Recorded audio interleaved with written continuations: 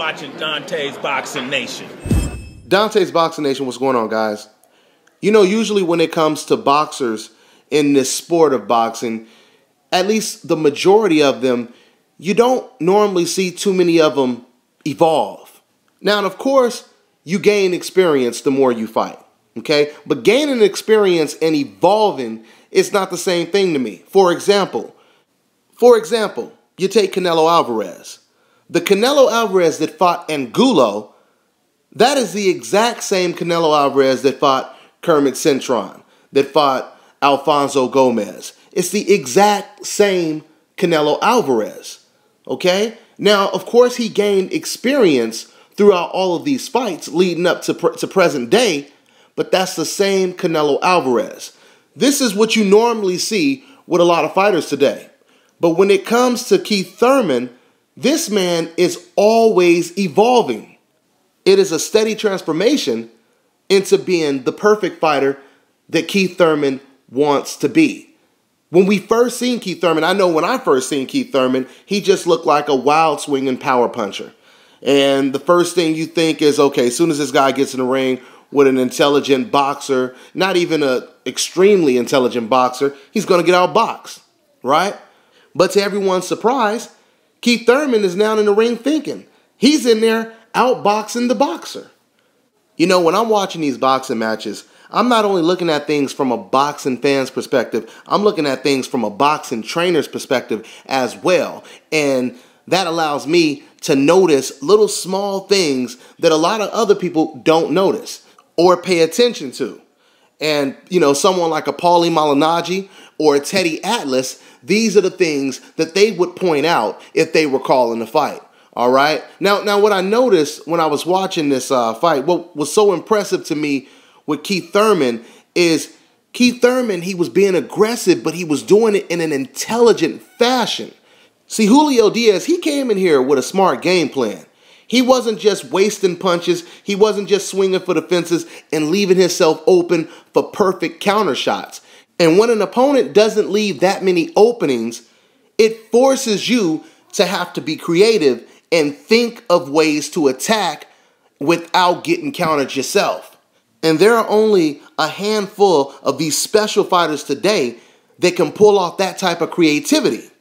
And that is, of course, fighters like Mayweather, Guillermo Rigondeaux, Andre Ward, and, you know, a couple more, but those are like the main ones. And now I think that fighters like Sean Porter and Keith Thurman, they can be added to that list, okay? What Keith Thurman was able to do against Julio Diaz, he was able to go in, he was able to attack, he was able to be extremely accurate and always keep Julio Diaz guessing. Case in point, I think it was in the second round when Keith Thurman, he surprised Julio with a left lead uppercut. First of all, how many people could even land a lead left uppercut from a distance? It wasn't even in the inside. So that was impressive. But what was more impressive is what Keith Thurman did after he landed the uppercut. He jumped on Julio, but he realized that Julio wasn't ready to go. So then he took a quick step back and he reset. And he started the whole attack over. And that right there is the mark of an intelligent, special fighter, an elite fighter. I'm telling you right now, Keith Thurman is constantly evolving right before our eyes right now.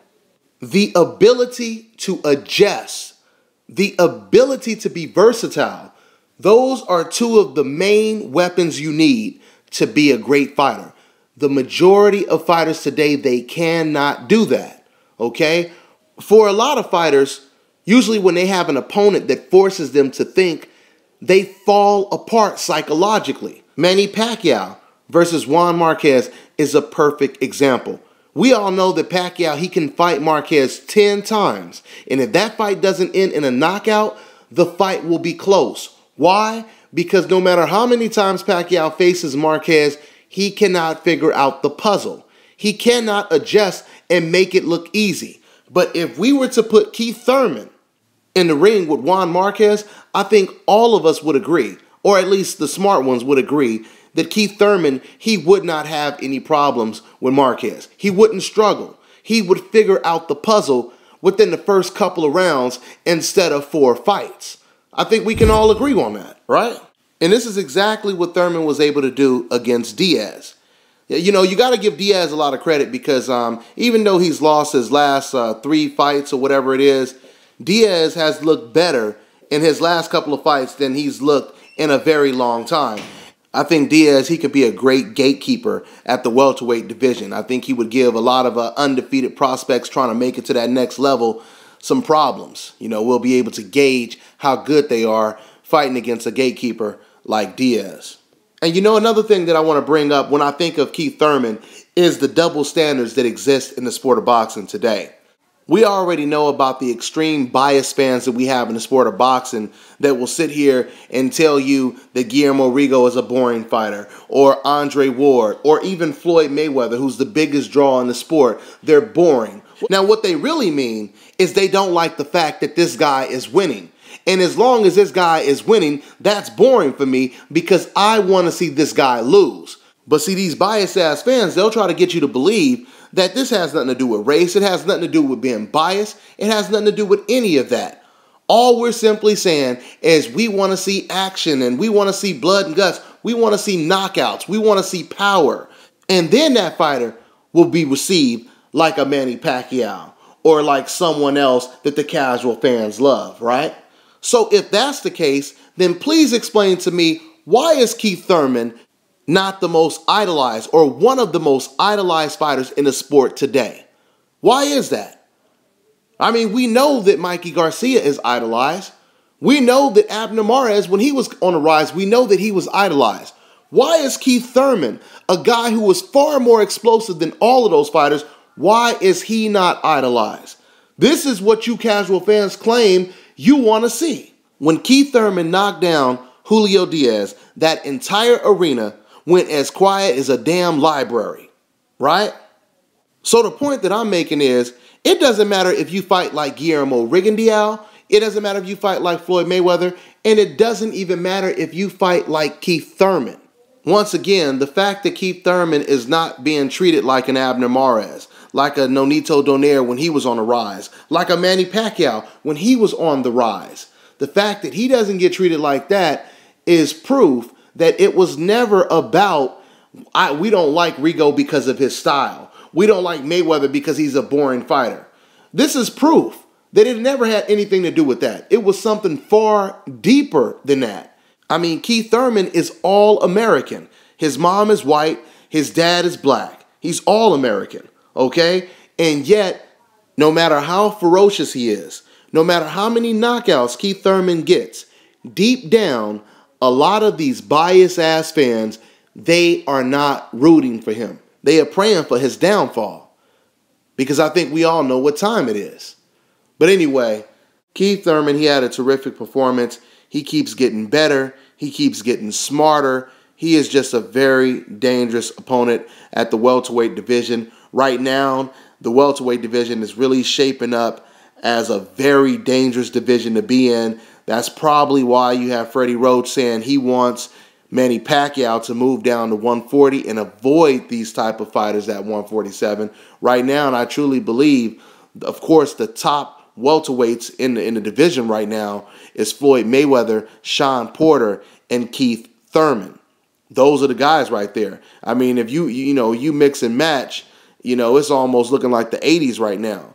With Mayweather, Thurman, and Porter, you're damn near looking at Hagler, Hearns, Duran, and Leonard almost. I mean, it's that type of mix right now. I mean, it's been a while since we've had this many dominant welterweights at the top of the division at the same time. I thought it was really interesting when Keith Thurman did his post-fight interview with Jim Gray, and when he was asked about being a part of the Mayweather sweepstakes, he seemed to show a lot of respect for Floyd Mayweather, as a lot of fighters and trainers have been doing recently. Now, that's not to suggest that Keith Thurman doesn't want to fight Floyd Mayweather. I'm sure he does, but he didn't seem like he was in a hurry to fight Floyd Mayweather, to say the least. I want to tell you guys this right now. I truly believe that a Mayweather versus Keith Thurman fight is going to actually happen. I think it's going to happen sometime in the future, and if it does happen, it's going to be huge. I truly believe that Sean Porter and Keith Thurman, they have the best chances to possibly even upset Floyd Mayweather. Okay? It's amazing to me how the welterweight division has upped the ante so high to where fighters like Manny Pacquiao and Juan Manuel Marquez, in a way, they're almost out of the loop. Because I don't even think either one of those guys want to even think about fighting a Shawn Porter or a Keith Thurman or anyone at the top of the welterweight division like that.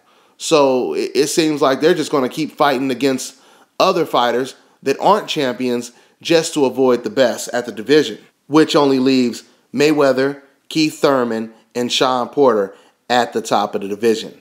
I truly believe that eventually Floyd Mayweather, he's going to have to fight one of these guys. He's going to have to fight one of these guys, and once again, that fight would be huge. Either one, Mayweather Thurman or Mayweather versus Porter. Now, I still do believe that Keith Thurman and Porter, they may have to win a couple more, significant fights to get that fight with Floyd Mayweather, but they're closing in right now. They're closing in. Shawn Porter, he has a fight with Kell Brook, if Kell Brook even takes the fight. And that's another huge step for Shawn Porter if he could beat the undefeated Kell Brook. Keith Thurman, realistically, it probably would make sense for Keith Thurman and Shawn Porter to eventually face each other. And then the winner of that fight would definitely be in the best position to land a Mayweather fight. I didn't even think about it till now. The best 3 welterweights in the world right now, all of them are undefeated. That's a good look for the sport, and that's a good look for the welterweight division. So we'll see what happens in the future. We'll see who's bold enough to get in the ring with Keith Thurman because, of course, he is the most avoided fighter in the sport right now. Shawn Porter is another one who's one of the most avoided fighters in the sport right now. Matter of fact, I really want to see if the tough Lucas Matisse is willing to move up to 147 and fight a Porter or a Keith Thurman. He already said before he had lost to Danny Garcia that he was willing to move up to 147 and fight Floyd Mayweather.